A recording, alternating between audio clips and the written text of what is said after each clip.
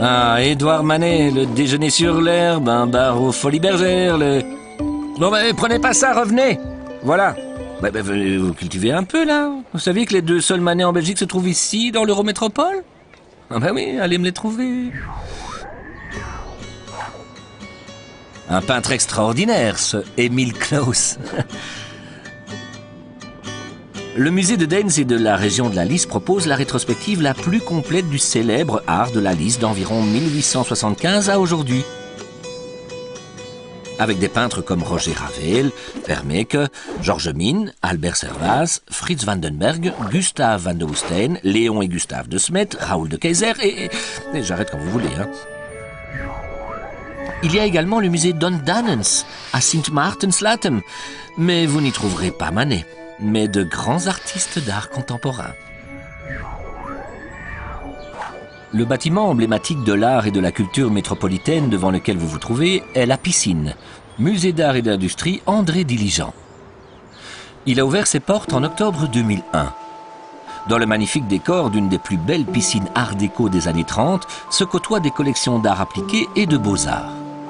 Peinture, sculpture, dessin, textile, céramique, leur présentation fait glisser en douceur de l'évocation des plaisirs aquatiques à ceux des sens, puis à ceux de l'art. Et alors, et Manet? Hein?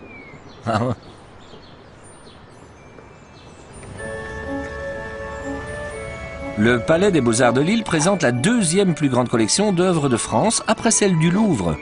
Imaginez, 22 000 mètres carrés de collection de peinture européenne allant du 15e au 20e siècle, des sculptures françaises du 19e siècle, des céramiques ainsi que les plans en relief de plusieurs villes fortifiées dans les alentours de Lille par Vauban.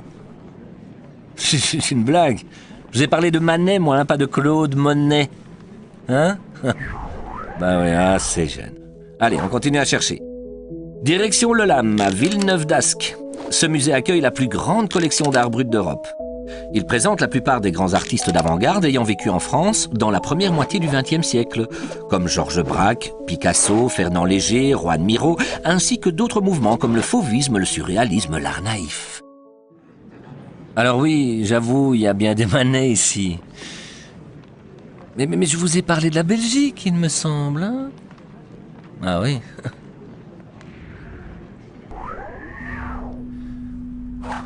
Oui, je sais.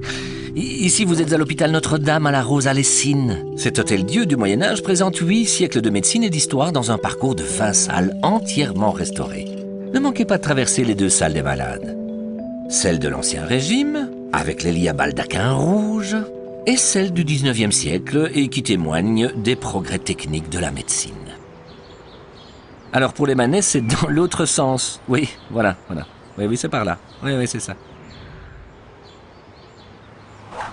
Oui, c'est bien ici, au musée des Beaux-Arts de Tournai. Ce musée Art Nouveau est signé par le maître Victor Horta, lui-même ami avec le riche mécène bruxellois Henri van Putsem, qui légua toute sa collection d'œuvres d'art et une partie de sa fortune à la ville de Tournai, à la seule condition que son ami architecte construise le musée.